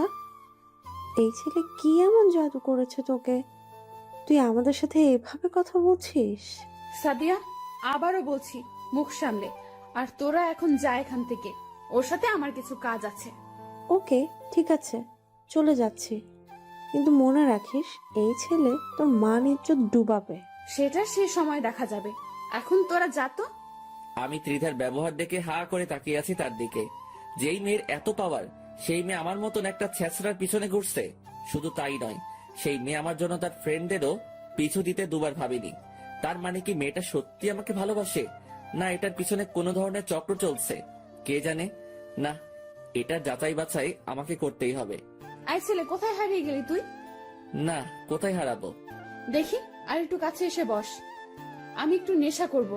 মেয়েটার কথার আগামাথা কিছু বুঝলাম না, তবে আমি তার সামনে গিয়ে বসেছি। সে হুট করেই ঠোঁট জোড়ায় স্পর্শ করে বসে। মেয়েটার এমন ধারা কাজ দেখে বুঝতে বাকি রইল না যে সে এটাকেই নেশা বলেছে। মেয়েটা চুমু খেয়ে চলেছে, কিন্তু আজ আমিও চুপ নেই। আমিও আজ তার সাথে সাড়া দিচ্ছি। এতদিন সে আমায় প্রেসার দিয়ে আমার ঠোঁটে স্পর্শ করেছে, কিন্তু আমি কোনো সাড়া দেইনি। কিন্তু আজ কেন জানি তার উল্টো করলাম। আজ তার মোহে পড়ে গেছি, পাগলের মতন চুমু খাচ্ছি দুজন দুজনকে। কিন্তু হুট করে সে আমাকে ধাক্কা দিয়ে সরিয়ে দিল। আই ছেলে, বাসায় চলে যা তুই। না, আমি যাব না। যাবি না মানে? আমি আপনাকে জড়িয়ে ধরবো। কি পাগল হয়ে গেছিস মনে হয়? না, আমার মতন মাথায় সিট তোরও নড়ে গেছে। সে যাই হবে হোক, আমি জড়িয়ে ধরবো। কথা যেটা বলেছিস সেটাই, সোজা এখন বাসায় চলে যাবি তুই। আচ্ছা আচ্ছা, ঠিক আছে, যাচ্ছি আমি। তারপর চলে আসতে ধরলাম সেখান থেকে, কিন্তু মেয়েটা আমায় পিছন থেকে ডাক দিল। আয় আকাশ, শোন। দৌড়ে চলে গেলাম তার কাছে। নে, জড়িয়ে ধর একটু, তারপর সোজা বাসায় চলে যাবি। ত্রিধার কথা শুনে খুশিতে নাগিন ড্যান্স দিতে ইচ্ছা করছে। তাড়াতাড়ি ত্রিধাকে জড়িয়ে ধরলাম। কিছুক্ষণ জড়িয়ে ধরে সেখান থেকে চলে আসলাম। ত্রিধার কথা মতন সোজা বাসায় এসেছি। বাসায় এসে সেভাবে শুয়ে পড়লাম। শরীর অনেক ক্লান্ত লাগছে আজকে, আর তাছাড়া খেয়ে তো এসেছি। সেভাবে ঘুমিয়ে পড়লাম। এক ঘুমে মাগরিবের সময় উঠেছি। ঘুম থেকে উঠে হালকা পাতলা ফ্রেশ হয়ে নিলাম, তারপর পড়তে বসলাম। কিন্তু পড়ায় মন বসছে না। ভিতরে খালি একটাই জিনিস সেট হয়ে আছে, সেটা হলো ত্রিধা। ওকে ঘিরেই মনের সব বাসনা এখন আমার। না, যেমনটা ভেবেছি তেমনটাই করব। হালকা পাতলা প্ল্যান মোতাবেক কাজ করলাম। দেখি কপালে কি আছে। তারপর পড়া বই খাতা উঠিয়ে রেখে সেখানে ঘুমিয়ে পড়লাম। পরের দিন সকালবেলায় ঘুম থেকে উঠে কলেজে চলে গেলাম। গিয়ে দেখি মুন্না গেটের সামনে দাঁড়িয়ে আছে, কিন্তু ত্রিধাকে কোথাও দেখলাম না। হয়তো এখনো আসেনি। মুন্নাকে বললাম, মুন্না, তোর সাথে তো ত্রিধা মোটামুটি ফ্রি হয়েছে, তুই এই কাগজটা ত্রিধাকে দিবি সে আসলে। আমি ক্লাসে চলে গেলাম, কারণ আমার লজ্জা করছে কাগজটা দিতে। তো বন্ধুরা, এতক্ষণ ধরে গল্পটি শুনেছো। গল্পটি তোমাদের কাছে কেমন লাগছে? যদি গল্পটি ভালো লেগে থাকে এবং এ ধরনের গল্প আরো শুনতে পছন্দ করো, তাহলে এক্ষুনি নিচে থাকা সাবস্ক্রাইব বাটনটি টিপে আমাদের পরিবারের একজন সদস্য হয়ে যাও এবং গল্পটি কন্টিনিউ করো। আর হ্যাঁ, একটি সুন্দর কমেন্ট করতে কিন্তু ভুলবে না।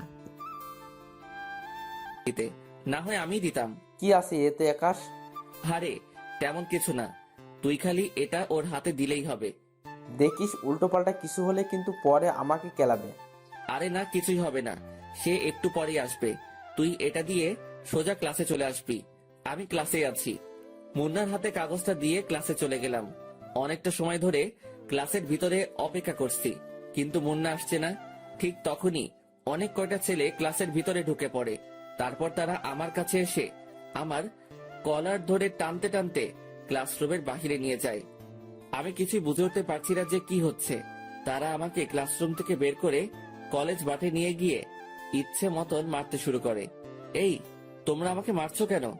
তোমরা কি জানো যে ত্রিধা যদি একবার এই খবর পায় তাহলে তোমাদের কি অবস্থা হবে? আকাশের কথা শুনে ছেলেপিলেগুলো হাসতে শুরু করে। হাসালি ভাই তুই? ত্রিধা আপু তোকে মারতে পাঠিয়েছে, বলেছে তোকে মেরে তোর হাত পা ভেঙে ফেলতে। কি? ত্রিধা আমায় মারতে তোমাদের পাঠিয়েছে? হ্যাঁ, তিনি তোকে মারতে পাঠিয়েছে। আকাশ ছেলেপিলেগুলোর কথা শুনে চমকে ওঠে। ঠিক সেই সময় তিদা সেখানে আসে। কি রে কুকুরের বাচ্চা, তোর সাথে একটু ভালো ব্যবহার করেছি বলে তুই ধরে নিয়েছিস যে আমি তোকে ভালোবাসি? হ্যাঁ, আপনি তো আমাকে ভালোই বাসেন, না হয়তো আমার কেয়ার করতেন না। আকাশের কথা শুনে তিধা আরো ক্ষেপে যায়। সে পা থেকে জুতো খুলে আকাশের গালে ইচ্ছে মতন অনেক কয়টা বাড়ি বসিয়ে দেয়। ছ্যাচরার বাচ্চা, সেসব কোনো ভালোবাসা ছিল না। সেসব আমি একজনের সাথে বাজি ধরে করেছি। বাজি বলতে একটা গেম খেলছিলাম, সেখানে আমি ডেয়ার নেওয়ায় আমার ফ্রেন্ড আমাকে বলে যে তুই চোখ অফ কর, তারপর চোখ খোলার পর ফার্স্ট যাকেই চোখের সামনে দেখতে পাবি তাকেই পটিয়ে দেখাতে হবে। তার থেকে প্রেমের প্রপোজাল নিতে হবে। সেদিন চোখ খোলার পর তুই সামনে চলে এসেছিস, তাই তোর থেকে প্রপোজাল পাওয়ার জন্য এসব করতে হয়েছে আমাকে। না হয়তো তোর মতন 2 টাকার ছেলেকে খেয়ে ভালোবাসতে যাবে। আসলে ভুলটা আমারই ছিল যে আমি নিজের স্ট্যাটাস ভুলে গিয়ে তোর মতন ছ্যাচরার সাথে এতদিন চলেছি। না হয়তো তোর মতন ছোট লোক কোনোদিনও আমাকে এই প্রপোজ লেটার দিতে পারতো না। যদিও কি ফিনিশ করেছি, কিন্তু তোর থেকে প্রপোজাল পেয়ে ঘৃণা লাগছে অতিরিক্ত মাত্রায় নিজের কাছে। নিজেকে ভালো করে একবারও আয়নায় দেখেছিস কখনো? নাচতে নাচতে এসেছিস আমাকে প্রপোজ করতে। কোথায় তুই আর কোথায় আমি? আমি হলাম শহরের নাম করা রংবাজ গ্যাংয়ের লিডার, যার পেছনে হাজার হাজার ছেলে ঘুরে। তাছাড়া আমার বাবাও শহরের নামি দামি লোক। আর তুই সেই মেয়েকে প্রপোজ করতে চলে এসেছিস জানোয়ার। এই মার তোরা বেটাকে, মেরে একদম সারা শরীর ফাটিয়ে ফেলবি ওর। ত্রিধার কথা শুনে কলিজার পানি পুরো শুকিয়ে গেছে। নিজের কাছে নিজেকে এতটা অসহায় লাগছে যা বলে বোঝাতে পারবো না। কিন্তু সে কাজটা ভালো করলো না, আর সে আমায় গ্যাংয়ের পাওয়ার দেখাচ্ছে যে সে রংবাজ গ্যাংয়ের লিডার। অথচ আমি যদি একবার নিজের ফুল ফর্মে চলে আসি তাহলে সে নিজেই কবর খুঁড়ে নিজেকে নিজেই দাফন করে দিবে। ছেলেপেলেগুলো আমার বেধড়ক মারতে শুরু করে, আর আমি অসহায়ের মতন মায়ের খেয়ে চলেছি। মুন্না পাশেই দাঁড়িয়ে আছে। সে আমায় বাঁচানোর জন্য যে এগিয়ে আসবে সেই সাহস সে করতে পারছে না। তারা আমায় মারতে মারতে সারা শরীর ফাটিয়ে ফেলে, তাও তাদের খায়েশ মিটেনি। আমি পাগলের মতন মাটির উপরে পড়ে গেলাম। এখনই যেন জ্ঞানটা হারিয়ে ফেলবো আমি। ঠিক তখনই একটা ছেলে আমার তলপেট বরাবর সজোরে এক লাথি মারে। লাথিকে মাগো বলে চিৎকার করে উঠলাম। এত ভয়ঙ্কর রকমের যন্ত্রণা হচ্ছিল যে টিকতে না পেরে বমি করে দিলাম। তারা আমার এই ভয়াবহ অবস্থা দেখে মুক্ত করে দিল আমাকে। আই থাক আর মারিস না ছোট লোকটাকে, না হয়তো পরে সোজা উপরেই চলে যাবে, তারপর আরেক বিপদ বাঁধবে তখন। ত্রিধার কথা মতন ছেলেপিলগুলো মার বন্ধ করে দেয়। তারপর তারা চলে যায়। তারা চলে যেতেই মুন্না দৌড়ে আসে আকাশের কাছে। এই আকাশ, ঠিক আছিস তো তুই? দেখি, উঠে দাঁড়া। মুন্না আকাশের হাত ধরে তাকে মাটি থেকে উঠায়।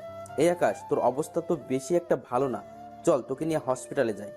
তার কোনো প্রয়োজন নেই, তুই ক্লাসে চলে যা, আর আমি বাসায় চলে যাচ্ছি। এই আকাশ, তুই কি পাগল হয়ে গেলি? হ্যাঁ, তোর শরীরের অবস্থা একবারও দেখছিস তুই?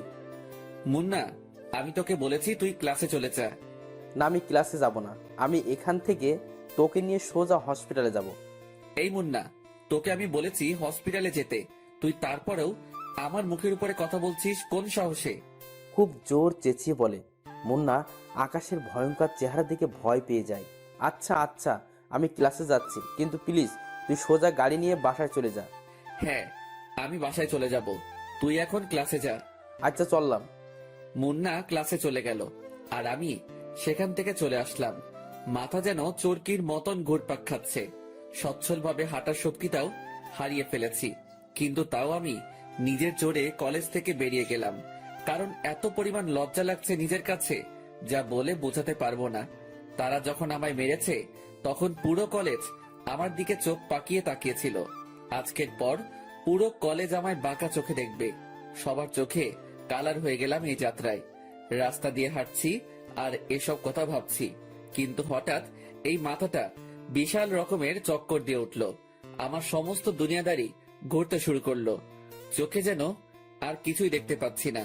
হুট করেই মাথায় হাত দিয়ে রাস্তার মাঝে বসে পড়লাম। ঠিক তখনই কোথা থেকে যেন অল্প বয়সী একটা মেয়ে দৌড়ে আসে আমার দিকে। এই যে, কি হয়েছে আপনার? আর আপনার সারা শরীরে এইসব কিসের দাগ? আমার মাথা অনেক ঘুরছে আর এসব চোট পেয়ে হয়েছে। দেখি চলুন আপনি আমার সাথে, পাশেই আমার বাসা, সেখানে কিছুটা সময় রেস্ট নিয়ে বাসায় চলে যাবেন না হয়। ইস, কতখানি লেগেছে আপনার। মেয়েটার কথা শুনে ভিতরটা ফেটে যাচ্ছে, কারণ সেও মেয়ে আর ত্রিধাও একটা মেয়ে। এই মেয়ে আর ত্রিধার ভিতরে আকাশ পাতাল ব্যবধান। কেউ মেরে মানুষের ভিতরটাকে জখম করে দিচ্ছে, আর কেউ সে মানুষটাকে বাঁচানোর জন্য হাই হতাশ করছে। মেয়েটা আমায় ধরে ধরে তার বাসায় নিয়ে গেল। তারপর আমায় রুমের মাঝে নিয়ে গিয়ে সোফায় বসিয়ে দিল। পরে সে ভিতরে গেল। এদিকে আমার যন্ত্রণা আরো বেড়ে গেছে।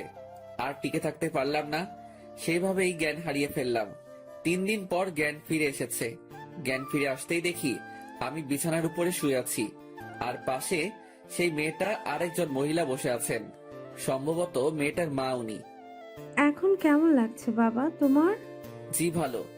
আজ 3 দিন পর তোমার জ্ঞান ফিরেছে। এই 3 দিনে কতটা টেনশন হচ্ছিল জানো? কি 3 দিন পর আমার জ্ঞান ফিরেছে মানে? হ্যাঁ বাবা, আমার মেয়ে তোমার বাসায় নিয়ে আনার পর এই তুমি জ্ঞান হারিয়ে ফেলেছো, আর আজ এই তোমার জ্ঞান ফিরেছে। মহিলাটার কথা শুনে চোখ কপালে উঠে গেল। আজ 3 দিন আমি অচেতন। কি থেকে কি হচ্ছে এসব? আচ্ছা বাবা, তোমার এমন অবস্থা কি করে হলো? আসলে কি বলবো, লজ্জার কথা, তবু বলছি। আমি একজনকে ভালোবাসতাম, কিন্তু সে আমার সাথে গেম খেলেছে। তার এই গেম সম্পর্কে আমার ধারণা ছিল না। যখন আমি তাকে নিজের ভালোবাসার ইজহার করি, তখন সে লোক দিয়ে আমায় বেধড়ক পিটুনি দিয়েছে। মানুষের মনুষ্যত্ব বলতে কি কোনো কিছুই নেই নাকি? আসলে দুনিয়াটা আজ খারাপ মানুষদের দখলে। এই যে আমার মেয়েটাকে দেখেছো? তার বাবাকেও আমি ভালোবেসে বিয়ে করেছিলাম, কিন্তু সে আমার পুরো দমে মেরে দিয়েছে। পরিশেষে না পেরে তাকে ছেড়ে দিয়ে চলে এসেছি। কিন্তু মানুষটা নাকি কিছুদিন আগে মৃত্যু হয়েছে। তার মৃত্যুর খবর শুনে আমার বিন্দু পরিমাণ আফসোস হয়নি, কারণ সে তার পাপের ফল পেয়েছে। বাবা, তুমি চিন্তা করিও না। যে তোমার সাথে খারাপ আচরণ করেছে, সেও সঠিক সময়ে তার শাস্তিটা পেয়ে যাবে। হয়তোবা পাবে। আচ্ছা বাবা, তোমার বাসা কোথায়, আর কে কে আছেন তোমার বাসায়? আমার বাসা এই শহরেই। একাই থাকি এই শহরে, আর পরিবার বলতে কেউ নেই। আমি একাই পরিবারের সদস্য। তবে হ্যাঁ, একজন আমায় ছোট থেকে লালন পালন করেছে, কিন্তু তিনি মারা গিয়েছেন কিছুদিন আগে। আগে অন্য শহরে ছিলাম, কিন্তু তিনি মারা যাওয়ার পর এই শহরে চলে আসি। এখানকার একটা কলেজে অ্যাডমিশন নিয়েছে। ইসরে, অনেক কষ্ট হয় চলতে তোমার, তাই না? না আন্টি, তেমন কিছুই না। আচ্ছা, এবার আমার যাওয়া উচিত, কারণ এমনিতেই অনেক ঝামেলায় ফেলে দিয়েছে আপনাদেরকে। এই ছেলে, একদম নড়বে না বিছানা থেকে। কিসের কষ্ট? হ্যাঁ, তুমি আমার ছেলেরই মতো। সো কোথাও যাবে না এখন তুমি। যতদিন তুমি সুস্থ হবে না, ততদিন তুমি এখানেই থাকবে। মা বয়সী মানুষটার কথা শুনে হা করে তাকিয়ে আছি। দুনিয়ায় সত্যি ভালো মানুষ আছে। আচ্ছা শোনো, আমি কিছু খাবার এনে দিচ্ছি, তুমি সেগুলো খেয়ে নাও, কারণ আজ 3 দিন ধরে তুমি না খাওয়া। তিনি আমার জন্য খাবার আনতে চলে গেলেন, আর তিনার মেয়েটা আমার পাশে বসে আছে। আচ্ছা, আপনি মনে হয় মানুষটাকে অনেক ভালোবাসতেন, তাই না? হ্যাঁ। সত্যি মানুষটা অনেক বেশি কষ্ট পাবে এই ব্যবহারের জন্য। অবশ্যই সে বুঝবে একদিন। এইভাবেই কয়েকটা দিন কেটে গেল বাড়ির মানুষগুলোর সাথে। মানুষগুলো সত্যি অনেক ভালো। আমায় সুস্থ করার জন্য তারা আপ্রাণ চেষ্টা করেছে। আজ একটু সুস্থতা অনুভব করছি। সেসব কিছুর ক্রেডিটই এই দুটো মানুষের। এসবের মাঝে আমার ফোনটা কোথায় যেন হারিয়ে ফেলেছি। ঠিক তখনই আন্টির মেয়ে এসে আমায় ফোনটা দিল হাতের মধ্যে। আপনি এই ফোনটা পেলেন কোথায়? আপনাকে বাসায় এনেছিলাম যেই দিন, সেদিন আপনার পকেট থেকে ফোনটা সোফায় পড়ে যায়। পরে আমি সেটা সামলে রাখি। ধন্যবাদ। মেয়েটার হাত থেকে ফোনটা নিলাম। ফোনটা অফ হয়ে আছে। পাওয়ার বাটন ক্লিক করে ফোনটা ওপেন করলাম। ফোন ওপেন করতেই দেখি মুন্নার প্রায় 2 শতাধিক কল। এটা দেখে মাথায় আবার চক্কর দিয়ে উঠল। আচ্ছা এই যে শোনেন, আমার না একটু বের হতে হবে, কারণ আমার ফ্রেন্ড আমায় না পেয়ে হতাশ হয়ে আছে। আচ্ছা, আমি আম্মুকে বলছি। মেয়েটা গিয়ে তার আম্মুকে বলল তার মা আকাশের কাছে আসে। এই ছেলে, কোথায় যাবে তুমি? আমার একটু কলেজে যেতে হবে, কারণ আমার ফ্রেন্ড অনেক চিন্তা করছে আমার জন্য। আচ্ছা ঠিক আছে, কিন্তু কলেজ থেকে সোজা আবার এখানে ফিরে আসবে। আর তুমি যাওয়ার সময় সাথে করে তিন্নিকে নিয়ে যাবে, কারণ তোমার অবস্থা ভালো না। তিন্নি সেই মেয়েটার নাম যে আকাশকে তার বাসায় এনেছে। আচ্ছা। তারপর তিন্নিকে সাথে নিয়ে কলেজে চলে গেলাম, আর মুন্নার নাম্বারে মেসেজ করে বললাম কলেজ মাঠে আসতে। যদিও সে এখন কলেজে থাকবে, কারণ এখন কলেজ টাইম। কলেজে গিয়ে অপেক্ষা করতে লাগলাম মুন্নার জন্য। একটু পর মুন্না ক্লাসরুম ছেড়ে বের হয়ে আসলো। এই আকাশ, এতদিন কোথায় হাওয়া হয়ে গেছিলি তুই? তোর বাসায় গিয়ে খোঁজ করে এসেছি, কিন্তু তোর কোনো খোঁজ পাইনি। আর তাছাড়া নাম্বারে তো কতবার কল দিয়েছি তা আল্লাহ জানে। আরে ছিলাম এক জায়গায়। আচ্ছা বাদ দে এখন সব কথা, কি খবর বল। হ্যাঁ আছি কোনো রকম। তোর কি অবস্থা? আর তোর পাশে কি উনি? আমি ভালো আছি, আর সে হবে একজন। ছাড় ওনার কথা, চল কোথায় গিয়ে বসে কথা বলি। তারপর মুন্না আর আমরা সহ কলেজের গন্ডিতেই একটা বড় গাছ আছে, সেটার নিচে গিয়ে বসলাম। তারপর সেখানে বসে অনেকটা সময় কথাবার্তা বললাম। আচ্ছা থাক মুন্না, তুই আজকের মতন চলে যাই, কালকে থেকে আবার কলেজ রানিং করব। আচ্ছা ঠিক আছে। মুন্নাকে বিদায় দিয়ে আমি আর তিন্নি চলে আসতে ধরলাম। ঠিক তখনই দেখি গেটের সামনে ত্রিধা দাঁড়িয়ে আছে অনেক কয়টা মেয়ের সাথে।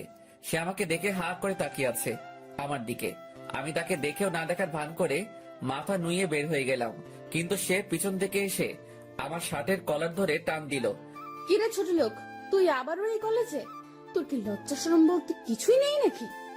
না মার খেয়েও তোর শিক্ষা হয়নি কোনটা, আর সাথে দেখি সুন্দরী মেয়ে নিয়েও ঘুরছিস। কলার ছাড়েন, আমি বাসায় যাব, আর আমি কাকে নিয়ে ঘুরবো সেটা আমার বিষয়। কি তুই আমার মুখের উপরে কথা বলিস?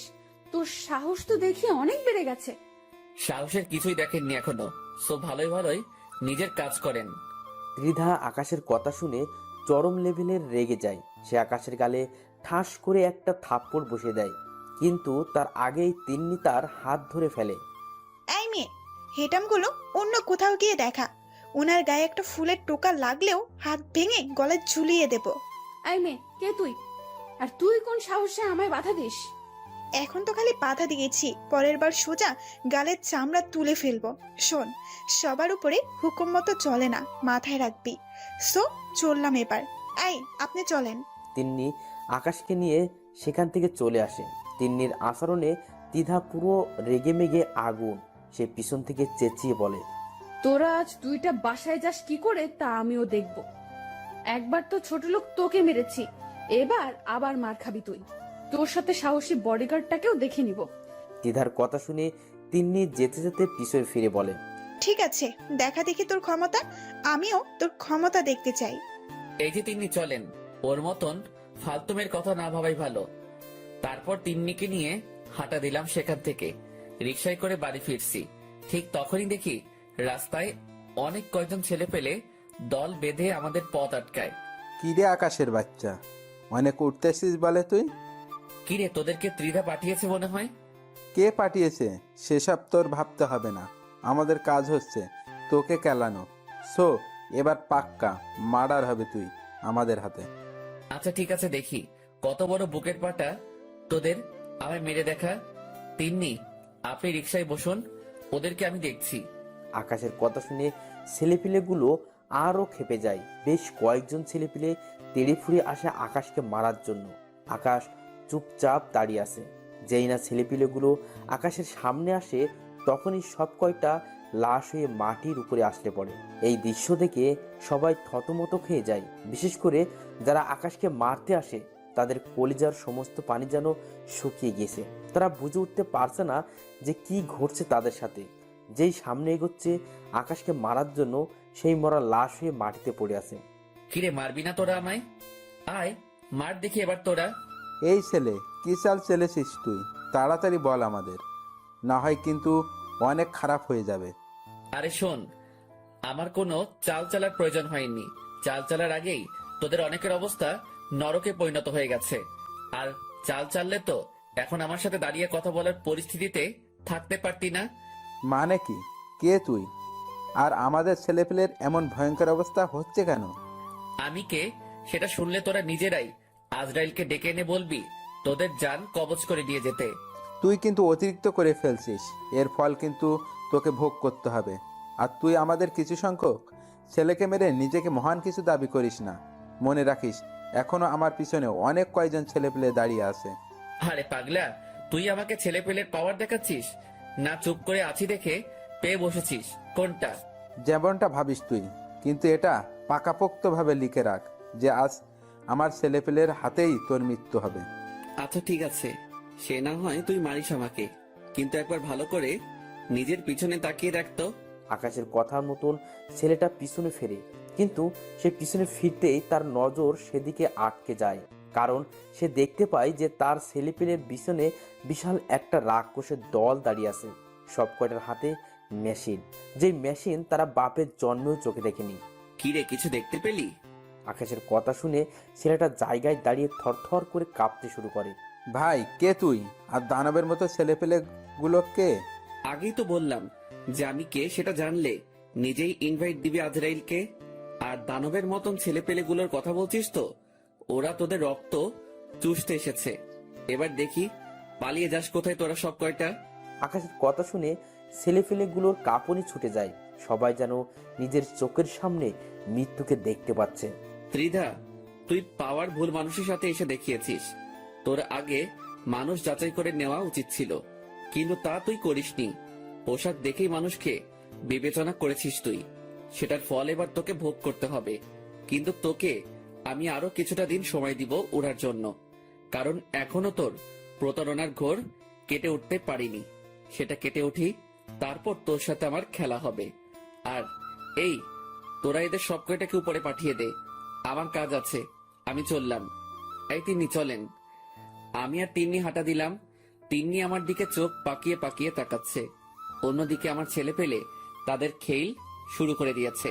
কিন্তু হুট করেই যে ছেলেটা এতটা সময় আমার সাথে কথা বলেছে, সে এসে আমার পায়ের উপরে হুমড়ি খেয়ে পড়ে। ভাই আমাকে মাফ করে দিন, সত্যি আমি জানি না যে আপনি কে আর কি আপনার পরিচয়। তবে এটা বলতে পারি যে আমি অনেক বড় ভুল করে ফেলেছি আপনাকে মারতে এসে। প্লিজ ভাই, আপনার পা ধরে কুড়ো জোরে ক্ষমা চাচ্ছি। আল্লাহর ওয়াস্তে আমাদেরকে মাফ করে দিন। কেন এখন কেন? তোরা না আমায় মারতে চেয়েছিলি, কিন্তু এখন কেন পা ধরে মাপ চাইছিস?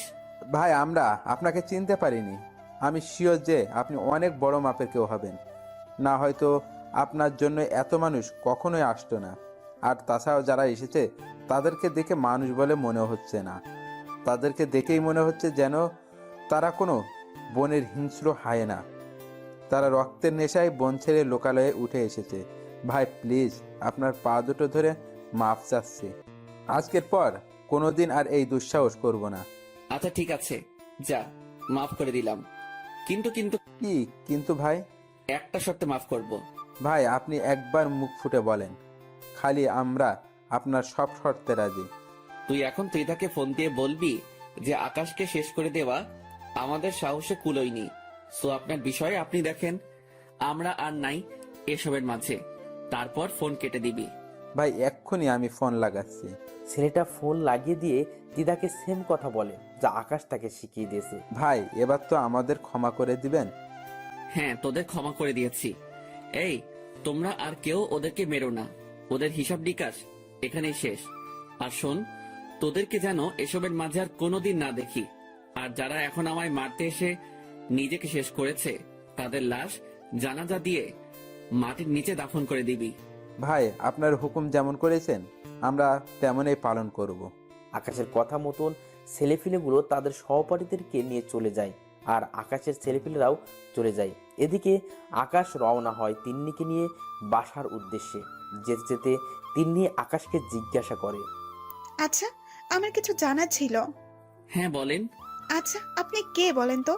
আর এত ছেলে পেলে আপনার পক্ষ হয়ে আসলো, তার মানেটা তো বুঝলাম না। সত্যিটা বলবো না মিথ্যা বলবো? অবশ্যই সত্যিটা বলবেন। আমি ঘুমিয়ে যাওয়া কোনো ভয়ঙ্কর চিতাবাঘ, যার পিছনে হাজার হাজার ছেলে পেলে কাজ করত।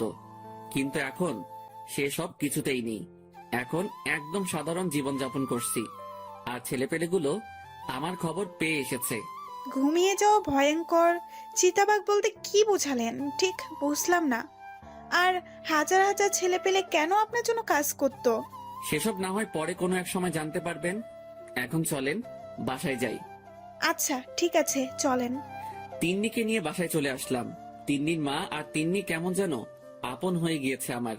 এই দুজন মানুষকে যখন ছেড়ে যাব আমি, তখন হয়তো মনের মধ্যে বিশাল পাহাড় সমান কষ্ট নিয়ে যেতে হবে। এসব ভাবতে ভাবতে বাসায় চলে আসলাম।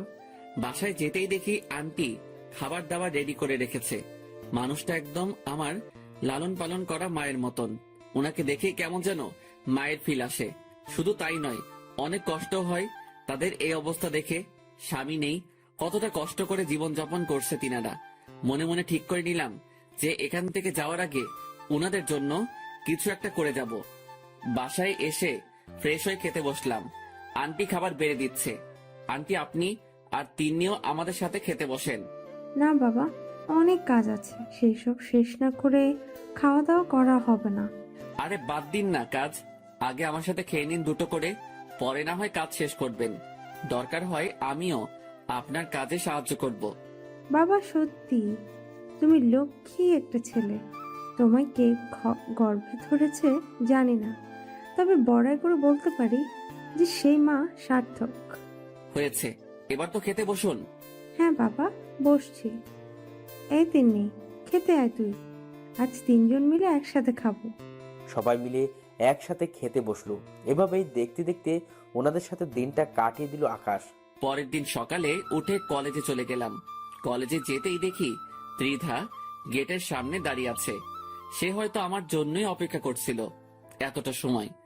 আমি কলেজের গেট দিয়ে প্রবেশ করতেই সে আমার কলার ধরে টেনে কলেজের এক সাইডে নিয়ে যায়। জায়গাটা অনেক নীরব, কলেজের কারোর তেমন যাতায়াত নেই এই পথে। সে আমায় সেখানে নিয়ে গিয়ে হুট করে আমাকে ধাক্কা দিয়ে মাটির উপরে ফেলে দেয়।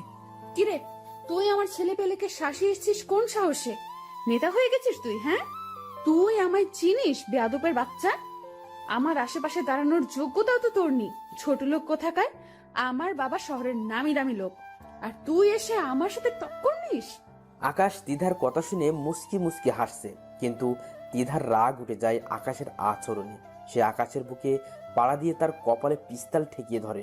অন্যদিকে আকাশ মাটিতে অসহায়ের মতন পড়ে আছে, তার যেন প্রাণভোমরা মুখ দিয়ে বের হয়ে যাবে মতন অবস্থা। তিধার শরীরের সমস্ত শক্তি দিয়ে আকাশের বুকে পাড়া দিয়ে ধরেছে। ত্রিধা, তুমি কি আমায় মেরে ফেলবে? হ্যাঁ, মেরে ফেলতে চেয়েছিলাম, কিন্তু এখন কেন যেন মারতে ইচ্ছে করছে না তোকে। তবে কারণটা হয়তো তুই ভালো করে জানিস, যে তোর ঠোঁট জোড়া দেখলে আমি আর নিজেকে সামলে রাখতে পারি না। তো এখন কি করবে তুমি? মারলে একদম চিরতরে মেরে ফেলো তুমি আমায়। প্লিজ আমায় বাঁচিয়ে রেখে যন্ত্রণাগুলো আরো লাঘব করে দিও না। এই ছেলে, আমি কি করব সেটা তুই আমার উপরে ছেড়ে দে। তবে এখন তোর উপরে অত্যাচার করব আমি, আর তুই আমাকে তুমি করে বলছিস কোন সাহসে? আকাশ তিধার কথা শুনে চুপ হয়ে যায়, আর তিধা পিস্তল কোমরে গুজে আকাশের উপরে ঝাঁপিয়ে পড়ে। সে আকাশের ঠোঁট জোড়ায় নিজের ঠোঁট বসিয়ে দিয়েছে। মুহূর্তের মধ্যেই যেন তিধার হায়নার রূপ ধারণ করে নিয়েছে। সে আকাশের ঠোঁট কামড়ে ক্ষত বিক্ষত করে দিয়েছে। শুধু তাই নয়, আকাশের গলায় বুকে তার ভয়ঙ্কর দাঁতগুলোকে বসিয়ে দেয়। তিধা আকাশের যেই অঙ্গে স্পর্শ করেছে সে অঙ্গ থেকেই চিরচির করে রক্ত বেরোচ্ছে। এদিকে আকাশ তিধার এই ভয়ঙ্কর আচরণ সহ্য করতে না পেরে যন্ত্রণায় ছটফট করতে করতে জ্ঞান হারিয়ে ফেলে। তিধা আকাশের এমন অবস্থা দেখে তাড়াতাড়ি তাকে ছেড়ে দেয়। তারপর ব্যাগ থেকে পানি বোতল বের করে আকাশের উপরে ছিটিয়ে দেয়। অনেকক্ষণ পর আকাশের জ্ঞান ফিরে আসে। সে আবার আকাশের উপর ঝাঁপিয়ে পড়ে। আজ তোর ধৈর্যের বাহিরে গিয়ে তোর উপরে অত্যাচার করব। কিন্তু আকাশ এবার আর চুপ করে থাকে না। সে শরীরের সমস্ত শক্তি দিয়ে তিধাকে ধাক্কা মারে। তারপর মাঠ থেকে উঠে দাঁড়িয়ে যায়, আর তিধা ধাক্কার টাল সামলাতে না পেরে মাটির উপরে গিয়ে আছড়ে পড়ে। এই শরীর খেকর বংশধর, তুই নিজেকে কি মনে করিস? হ্যাঁ, বলেই ঠাস ঠাস করে কয়েকটা থাপ্পড় বসিয়ে দিলাম। অনেক অত্যাচার করেছিস, তাই এটা তোর প্রাপ্য। আর তোকে শুরুতেই বলেছি আমায় মেরে ফেল, কিন্তু তুই আমায় মারিসনি, বরং আমার কষ্ট আরো বাড়িয়ে দিয়েছিস। আর সেই কষ্টই এখন তোর জন্য কাল হবে। আজ তুই দেখবি আমার আসল রূপ। বলেই শরীর থেকে শার্টটা খুলে ফিক্কা দিয়ে মাটির উপরে ফেলে দিলাম। তারপর ত্রিধার উপরে ঝাঁপিয়ে পড়লাম অট্টহাসি একটা দিয়ে। হা হা হা হা হা।